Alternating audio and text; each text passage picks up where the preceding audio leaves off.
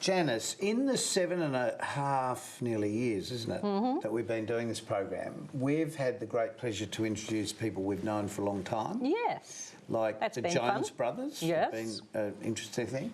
And nearly 2 years ago, we introduced Richard Laidlaw who's a great friend of mine, and with a couple of his ice skating boys. And there's a bit more to that story. So we just thought we'd talk to Richard in our very last interview for the year. You're our last interview for the year. Yes. Oh my Sorry, goodness. and Where's we've the run year out gone? of time. We've run out of time. It's time for us to go now. Sorry. No. Richard, thank you for coming back. My pleasure. You run Actors Inc., as your shirt says, and Essential Talent, which are two major institutions, if you like, in Adelaide. And I run... Mighty Good Talent School. Yes, and Star Theatres, and it's interesting. Which used to be Johnny Young Talent School. It did. And I used to go there. You did. I did.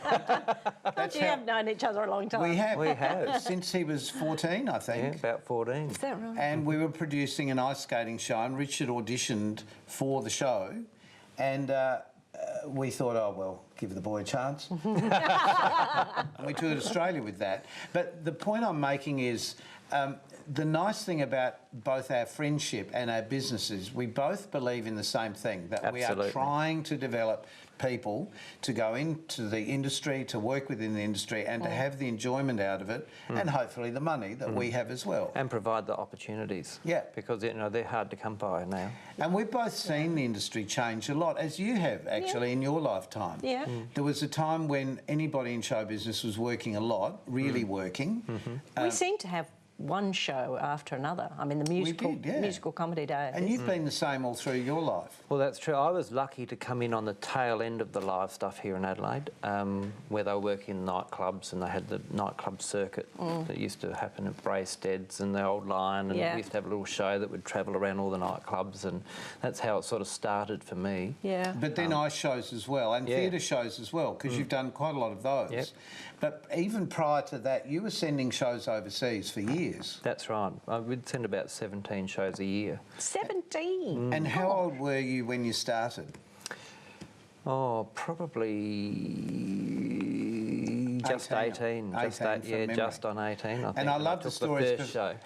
I remember you talking about the fact that you were there talking to the Asian entrepreneurs in Asia, and your mum used to go with you, and they'd all turn to her to talk, and she'd say, no, talk to him, because they thought I was too young, And then, because I was over there with the very first show and toured with that for 6 months, and they thought the show was so great they wanted another one, so I had to organise something. Organise via Mum back in Australia to organise costumes and cast and choreographers, and so she sent the second one up, and then by then I managed to go back, and from there it just went one after the other, and we toured 17 shows a year. I think the last count, I think we've just employed just over 1,000 people since 1989, I think. And people wouldn't even know about this. No. But to give people an understanding of the look of the types of shows, we've got some shots here of you in some of the shows, some of which are ice skating shows, which we'll talk about.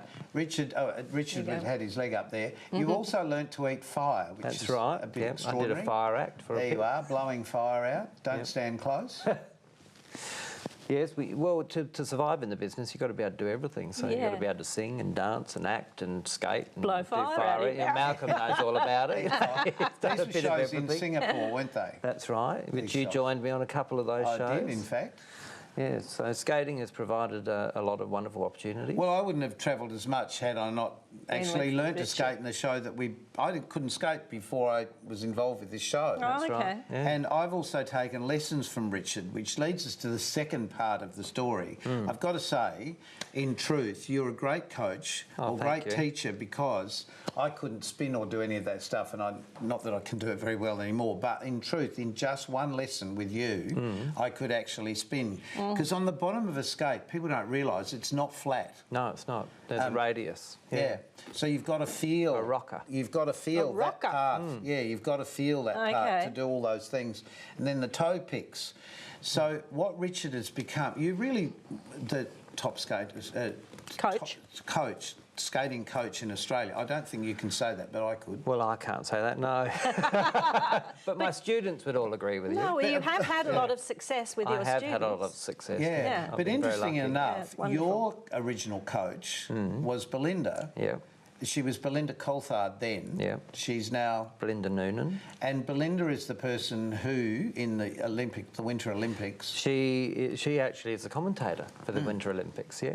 So she's the commentator, but she's also heavily involved in OWI, which is a Winter Olympic Institute, and they support our winter athletes, so... And just recently, I don't think you know this, but just recently you were contracted to go to New Zealand to choreograph. The TV just tell us that commercial. story, because that's amazing. Yeah, pretty amazing. They were casting for skaters to go to be part of this Olympic TV commercial that was being shot in New Zealand. And I happened to say, oh, so you need a choreographer? And they went, yeah, we're actually casting for a choreographer. So I submitted all my stuff along with everybody else, I guess, and I got the job. Wow. And what was even more amazing, it was shot in Queenstown, which was lovely, and you'd be driving up these roads for about an hour out of Queenstown, and you drive up through the clouds and to the top of the mountain, and as you come through the clouds, everything's white. Oh. And we shot this commercial on these fields of ice, like 10 football fields. Is it right? It was amazing. You could just skate forever. So how many did you have to choreograph then for Only this? two. Only two skaters, wow. yeah. So it was a pretty easy, very interesting. They used all the latest technology with those drones and that sort of stuff. It was pretty amazing. So. And that was for? The 2018 Olympics. Amazing. Isn't that wonderful? Yes. Yeah. Well done. So we got a couple of shots here that we have shown before of you and James, because James Min has done very well with you. Yep. This one was an ice show here in Adelaide. That's Giuseppe, isn't it? He's grown up now. He has grown up. I've been very lucky. A lot of my students here, that's James, that was at his first... Where was that? First Junior Worlds, I think. In what country? Oh, probably Hungary, or I'm not sure. We've been to so many countries. Just reel off some of the places you've been in the last 12 months. Well, Hungary, Budapest twice, Colorado Springs, Hong Kong, Thailand, Taipei. God, I feel exhausted. And all over Australia. Zagreb, Croatia, just all over the place. Do you get jet lag? Sometimes. Oh, gosh. God, yeah, but you're really good. You just automatically click into the... Yeah, well, I've done a lot of travel with all the shows to Asia, and so I'm used to travelling. So for me, it's pretty easy. But when you've got students with you or athletes with you, they've got to have their sleeping hours have got to be met, and they've got to try to be regulated so that we don't get there and they're jet lagged, because they're the ones that have got to perform. And it is very regulated when you think about it. Absolutely, yeah. And how have you achieved the success you've achieved as a coach? Has it been from what Belinda taught you? Well, Belinda was my coach. She still is my coach. She's like my mentor in the skating world. And I guess I've always thought I'd never known enough, so I've always gone out to try to expand my knowledge, and I bring that back. I've worked with the world's best, and I keep bringing that back to my students, and I've got a really good bunch of kids that really work hard. They're there 5 days a week, 6 days a week, some of them, and they train for 3 hours a day. Yeah, that's the commitment. They give it That's to the me. commitment. I'm only interested, I'm a competitive coach, so I'm only interested in competitive skaters, and anyone that wants to do it for a hobby, then I'm not the coach for them. Yeah, but when you say that, you also, with the amount of shows that you've done and the amount of people you've put on ice in all sorts of places, including me, and roller skates. And roller skates, yeah, we did a roller skating show in Brunei. Yes. I mean, it's been a fascinating time, and you know, when people write their books and stories about what they've achieved and done in life, it's really amazing when you look at your package of all these levels of stuff that Do you remember our first ice shows in Singapore? No, We arrived in the ice rink that we had sent up there. It had been moved around and broken to bits, and they had to remake the whole thing, and we'd been there all night setting this rink up, and it was nearly done. We'd filled it up with water, the pipes were all in place, just about turned the compressors on. And up above, about 10 stories above, they dropped a screwdriver down, and it pierced the liner and water went everywhere. Remembering that the ice is really only about this thick, you see. Oh, Malcolm was asleep in the chair, and Tony was asleep on the floor. And No, what? Well, I had to stay there. They ended up going home, didn't you?